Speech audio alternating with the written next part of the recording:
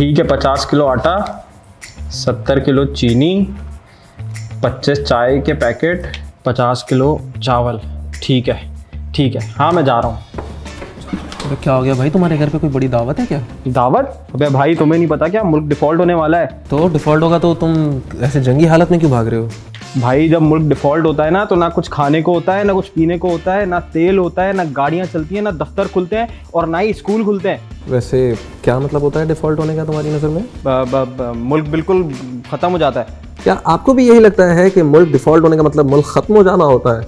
जिस सूरत हाल से पाकिस्तान अभी गुजर रहा है और जिस तरह की खबरें चल रही हैं, हर शहरी के जहन में कुछ सवालात हैं कि ये डिफ़ॉल्ट क्या होता है, डिफ़ॉल्ट के बाद क्या होता है और डिफ़ॉल्ट से बचा कैसे जा सकता है। और एक और बात, क्या पाकिस्तान सच में डिफ़ॉल्ट होने वाला है?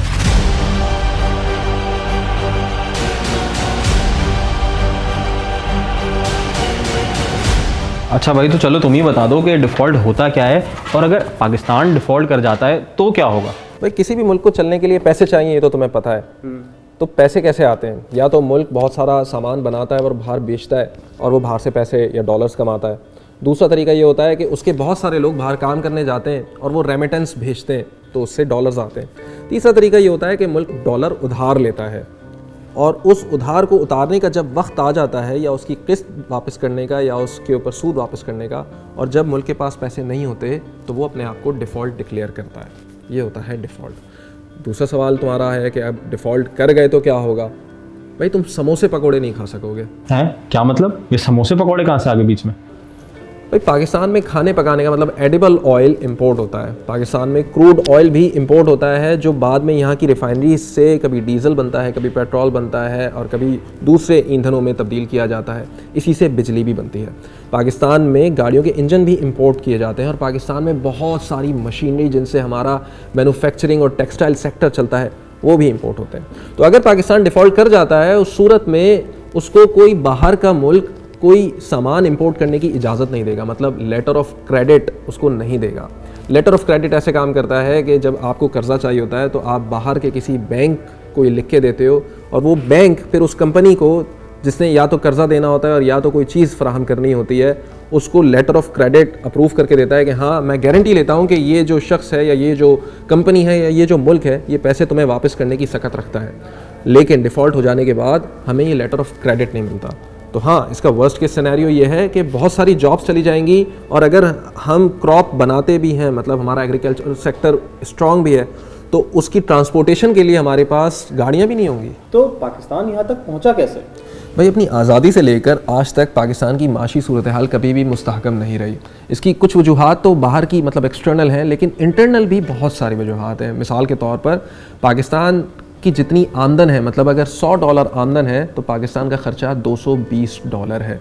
तो हर साल अगर पाकिस्तान $100 कमाता है तो $220 खर्च करता है, मतलब वो $120 के खसारे में है। अब ये खसारा कैसे पूरा होगा? क्योंकि पाकिस्तान के पास तो ना मैन्युफैक्चरिंग सेक्टर इतना स्ट्रॉन्ग है कि एक्सपोर्ट्स बहुत ज़्यादा हो, ना पाकिस्तान इतनी ज़्यादा सर्विसेज बाहर देता है कि वो अपने डॉलर हासिल कर ले, ना पाकिस्तान के इतने सारे लोग बाहर से रेमिटेंसेस भेज रहे हैं कि वो खसारा पूरा कर दें। तो ये जो $120 का खसारा पूरा करना होता है पाकिस्तान को, उसके लिए उसको चाहिए होते हैं लोन्स। वो लोन्स कभी हासिल करता है दूसरे मालिक से, कभी हासिल करता है बॉन्ड्स के ज़रिए, मतलब वो बॉन्ड्स मार्केट में फेंकता है और लोग वो ख़रीदते हैं, तो पाकिस्तान के पास डॉलर्स में पैसे आते हैं। तो जब मुल्क उस नहज पे पहुंच जाता है कि उसके पास पुराने कर्जे उतारने के लिए पैसे या डॉलर्स नहीं होते और कोई दूसरी कंट्री या दूसरा इदारा उसको डॉलर्स नहीं दे रहा होता उधार में, तो वो बिलाखिर पहुंचता है IMF मतलब इंटरनेशनल मॉनेटरी फ़ंड के पास, और वो फिर उस मुल्क को डिफ़ॉल्ट होने से बचाता है। लेकिन पाकिस्तान की तारीख़ इतनी ख़तरनाक रही है कि वो गुज़िश्ता करीब 65 सालों में 22 मरतबा IMF के पास जा चुका है। तो भाई हम एक काम करते हैं, हम नोट छापते हैं और इतने नोट छापते हैं कि IMF का लोन चुका देते हैं। जिम्बाब्वे ने भी यही गलती की थी, फिर पता है उनका अंजाम क्या हुआ? क्या? वहाँ के लोगों को रोटी ख़रीदने के लिए भी इतने सारे बंडल देने पड़े रुपयों के। वो क्यों? इसको एक मिसाल से समझते हैं। ये मेरा मोबाइल रखो। Thank you. नहीं, मिसाल के लिए दे रहा हूँ। अच्छा। इसके एवज़ में तुमसे चाह रहा हूँ कि मुझे कोई सबूत दो कि मैंने तुम्हें मोबाइल दिया है। तुम क्या दोगे? मैं तुम्हें एक पेपर पे लिख के साइन करके दे दूंगा। गुड। लेकिन अगर तुम वो एक की बजाय 5 पेपर पे लिख के दे दो, तो क्या इसका मतलब तुम्हारे पास 5 मोबाइल फ़ोन आ जाएंगे? नहीं, मोबाइल फ़ोन तो एक ही रहेगा मेरे पास। तो इसका मतलब चाहे तुम 1 पर्ची दो, 10 पर्ची दो या 100 पर्ची दो, उसके पीछे वैल्यू तो एक मोबाइल की है ना। अच्छा, तो हम अपने रुपए तो छाप सकते हैं, डॉलर नहीं छाप सकते। तो हम जितने ज़्यादा रुपए छापेंगे डॉलर की कदर उतनी ज़्यादा बढ़ती चली जाएगी।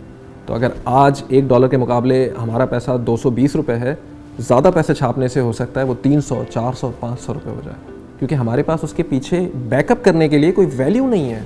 तो यार अगर पाकिस्तान डिफ़ॉल्ट कर जाता है तो फिर क्या होगा? मतलब हम रिकवर कर पाएंगे क्या? पाकिस्तान कोई पहली कंट्री नहीं होगी जो हाकिम बदहन डिफ़ॉल्ट कर जाएगी। आज से पहले करीब 100 से ज़ायद कंट्रीज़ डिफ़ॉल्ट कर चुकी हैं। और फिर ये होता है कि IMF बीच में पड़ता है या दूसरे ममालिक बीच में पड़ते हैं, वहाँ पे ह्यूमैनिटेरियन एड के नाम पे या मुल्क की रिकवरी के नाम पे उनको कुछ शराइत पेश करते हैं और उनको खाने पीने की एसेंशियल आइटम्स देते हैं, और साथ में ये उनसे वादा लेते हैं कि आज के बाद वो अपनी चीज़ें रिफॉर्म करेंगे, अपनी पॉलिसीज़ बदलेंगे, और अगर उनको कोई उधार मिलेगा तो उसके बदले उनको ज़्यादा इंटरेस्ट रेट्स देने पड़ेंगे। और आहिस्ता आहिस्ता वो रिकवरी के पाथ पे कंट्री स्टार्ट होती है और रिकवर कर जाती है, जैसे स्पेन है।